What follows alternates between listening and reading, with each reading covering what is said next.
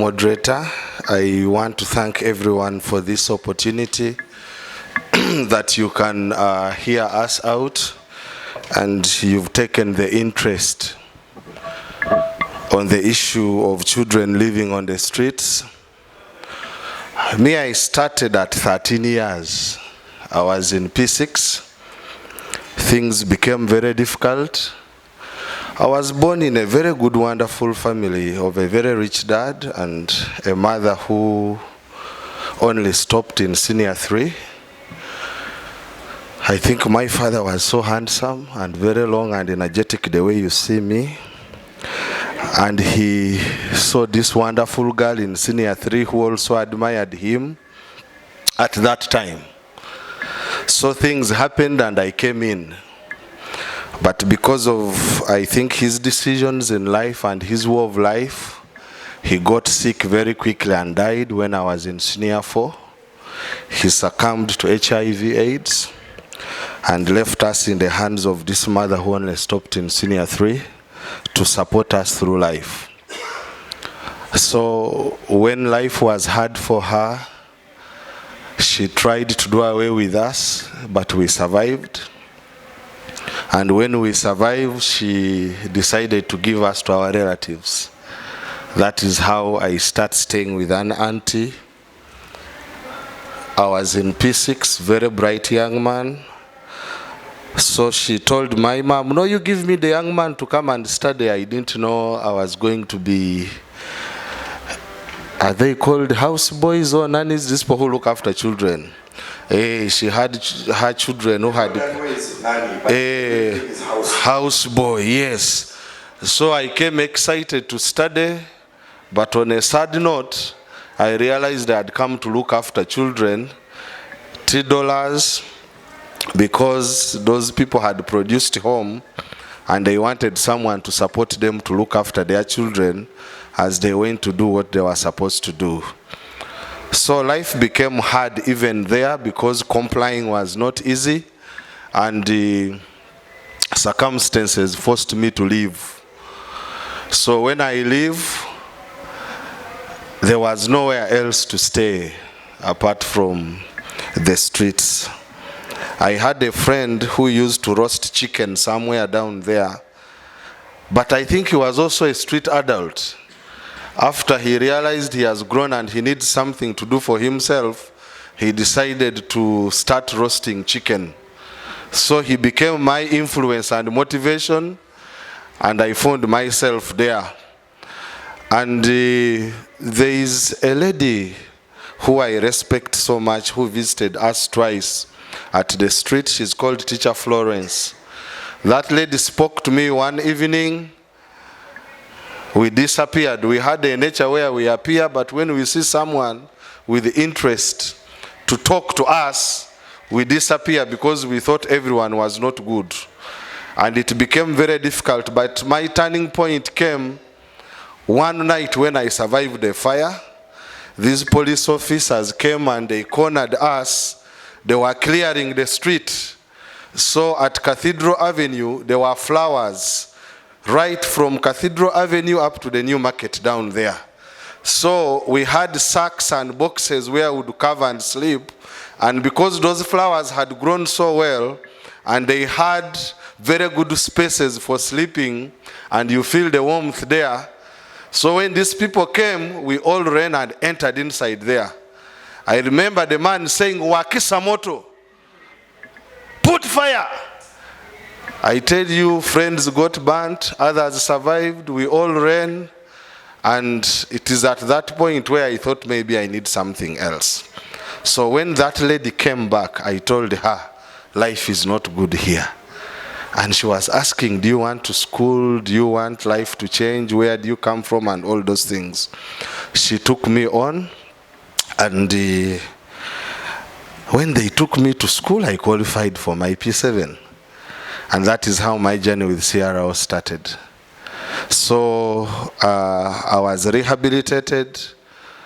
It took a long time to even trace my home back, because when I had come to my auntie's place, they told me my mother had died of HIV and all those things, the same sickness that killed your father.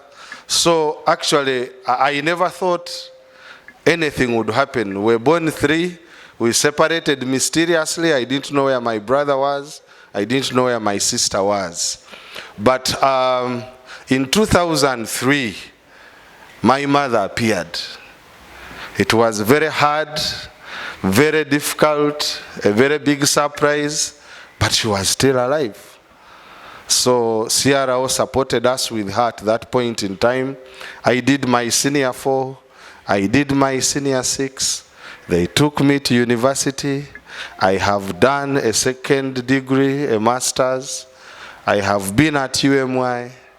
But my decision to be a priest, I wanted to be a soldier actually. I was very, very, very passionate about being a soldier because I really wanted to change the way these people think about us. Because they will sit and take actions, clear or do this, but no one has got time to understand the other life of that child. And who knows tomorrow? Today you're here. My father was a chief clerk. They can be like the cows of today now, with a soldier, with a double cabin and everything. But we don't know tomorrow. So I was able to go through school, and when I had finished my first degree, we were 7. They called an opportunity for people to go to the army. I also went. I did all the necessary drills until the time for the medical checkup. And that is how I was thrown out. Because when I was on street there, I have a colleague who boxed me badly, and I developed a problem with my tooth, and they removed it. So the man said, "Fungua mudomo." When I opened, my dental formula could not add up. That is how I gave up the dream for being a military man. So you missed being an army man? I missed, yeah, I would be having ranks now, but it is well, because maybe this is where God wanted me. One special thing about CRO was, you know, they will start from that part where you matter. You know, you're on the street, but someone is telling you, hey, you matter. You're a special person. You can do this. Don't worry. Those things have happened, but you can do this. There are people who came to talk to us. I saw Wilson Bugembe when I was in senior 2. His story was so inspirational to me. They brought him to our project there. And being in senior 2 and looking at this guy who has also been at the street, he's now becoming this prominent person. Wow. We had days when, like on such a day, they'll bring an officer to say hello to a probation officer. You know, these people became our motivation to become who we are. But most of it, they really helped our spiritual element, because you know, we are wounded, we are hurt, we have scars and so many things. We have hated many people. I fell in love with this institution recently. And sometimes I feel hurt when I hear there is a letter that they are coming to clean the streets. Do you know how they clean the street? It is a sad story. And I think today, even as we discuss children, I think we need to change some policies and the way we are going to work. I wish Mr. Shafik was here. I hope, where is he? Thank you very much, Papa. That man fought for this project because we wrote. It had gone. Even the district people didn't want to know about it. You know, there are some organizations that work but not on camera. Like you will not see them on WhatsApp, Instagram and all, but they are doing very, very good work silently. So these people thought it is just a dilapidated place without. And by the way, we have soldiers, we have police officers, we have people in the prisons, we have different qualifications. And when trouble came, we came in to do that. I have 2 things before you ask your question. One, when they touched us even spiritually, it informed me in a way that even when I had qualified, I'm a lecturer at Uganda Christian University. Yeah. If they had that, they would have acted upon that. Don't worry. Sometimes when we hear so much, some things work afterwards. And when I got my first degree in project planning and entrepreneurship, I worked so well. Many organizations took me up. I've been a PR, but when I would do my work, I would also inform them spiritually. And one of the people who recommended my theological education died in COVID because she was my boss. We told her, remain in Uganda, we may survive. She said, no, we have to go back to the US. I said, well, it's okay. We survived, but unfortunately, COVID went with her. So I joined ministry. I perform very well, and today I'm also a priest in the province of the Church of Uganda. From the streets to the pulpit, from the streets to the lecture room, and from the streets to the city hall to talk to these big people here today. Thank you very much. I feel like all the questions I have, you've answered them. Oh, good.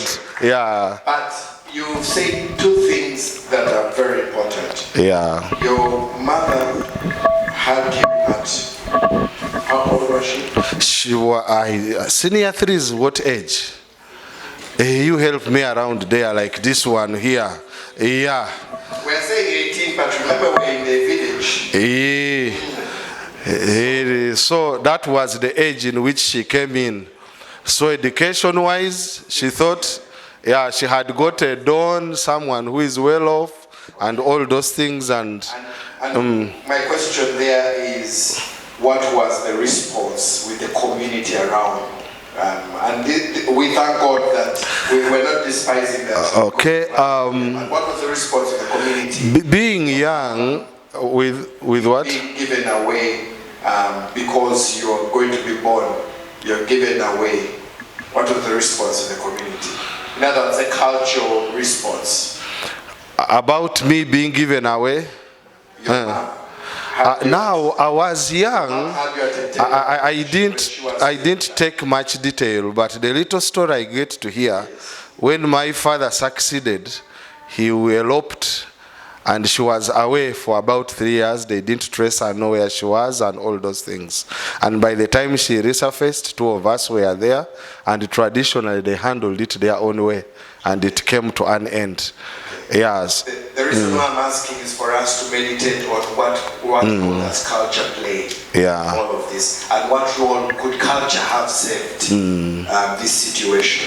Yeah. That's what I was thinking around. Okay. The second thing that you had was saying, which was very powerful, that you were asked and you made the decision, and that the people were asking you. How did that feel, that the adult was asking you and waiting for you to respond, and then they were acting upon what you said? I felt for once I have been respected, and that the decision I have made was a good one, because after they kept looking for us. It was not once, it was not twice, but at that time we thought that was the best place to be. You know, there is a time you reach in life when everyone is bad and you don't care who is talking to you. So sometimes don't push them away when they are behaving that way, because they are hurt. Their responses are just triggers to some things that have already happened. But after that fire, and knowing that maybe next time I may not survive, and you know, they get burnt, they will put them somewhere, no treatment, no what, then they will, after a few days, throw them back on the same street. They have wounds, they need to heal, they need treatment and all those things. Then you're wondering, but what was the cause for? Up to today, I wonder whether he died or he's alive. That man who said, Wakisa moto. You know, these are children, human beings, who are in trouble, but you're telling your people there to kuwakisa nini? What are they burning? You were burning a reverend, a lecturer, who is teaching some of your children now. I'm preaching the gospel to many of us now. So, Papa, I think CRO needs to be given attention in the city. We have a rescue center. We don't just keep their children, because even if we put them there and they can't eat or get the basics of life, they will still run back and come to the street. Can the government and the responsible people come and think together with us? These people only get the background information and where these children come from. But for me to go back home, there are very many factors that must be dealt with. And that is not something of 1 month, 1 year, 3 months, or something of that kind. It takes time to prepare me to go back home. Because why I left home, it is a bigger issue. Thank you. Thank you very much. You know, Reverend Derek is an ordained priest, and one of the giftings of priests is preaching. So now, before I sit, our children are our responsibility. I'm even proud. I move with my sons. I just never feel there is a day very healthy and doing very well. Because I have learned that if we don't give our time to them, some of us are busy working for our children, but we are absentee parents. Early morning, late night. Early morning, even our maids and nannies abuse our children. There is no time when we have quality time with them. And when they don't find that time and love and time that you would have given to them, they may give that time to the street or some wrong people. Can we love our children? Because when we love them, they will not go to the streets no matter the situation at home. God bless you.